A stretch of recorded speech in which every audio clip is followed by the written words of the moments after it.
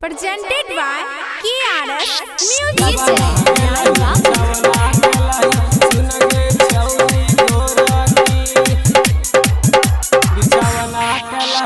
गवना गेलही बिछावना कलही सुन गे छौरी गोरा की गवना गेलही बिछावना कलही पकड़ लेलकौ झोटा के ससुरा से बहितले बऊ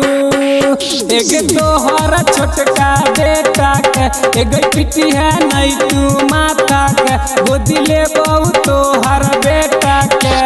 गवना गेलही बिछावना कलही सुन गे छौरी गोरा की गवना गेलही बिछावना कलही पकड़ लेलकौ झोटा के ससुरा से बहितले बऊ एक ले बऊ तोहर बेटा के एक पिटी है नहीं तू माथा के गोदी ले बऊ तोहर बेटा के डिजिटल रिकॉर्डिंग स्टूडियो गवना गेलही बिछावना कलही बिछावना कलही डीजे लाल बाबू।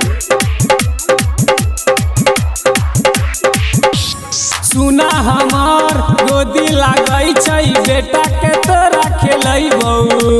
तनिको तू टेंशन नहीं है ससुरा में मिले अइबो हे गई छौरी सवार की सुना हमार गोदी लागई छै बेटा के तोरा खेलई बऊ तनिको तू टेंशन नहीं है ससुरा में मिले अइबो नाम जोर बैल कहू काड बन बैल कहू तोहर भतरा गई नाम जोर बैल कहू काड बन बैल कहू डीलर वाला कोटा के ससुरा से बहितले बऊ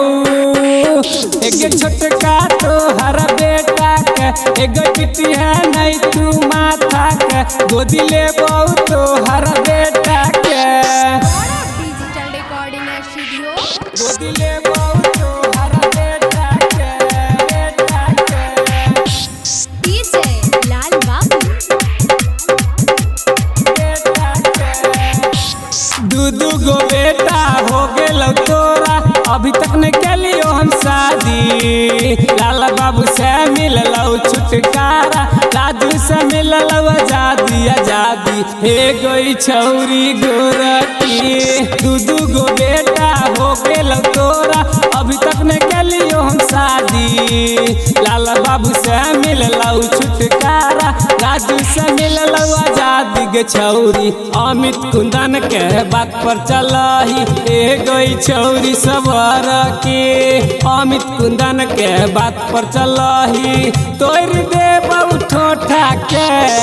नहिरा में बहितले बऊ एक छोटका तोहर बेटा के एक पिटी है नहीं तू माथा के गोदी ले बऊ तोहर बेटा के डिजिटल रिकॉर्डिंग स्टूडियो कांचा चौक।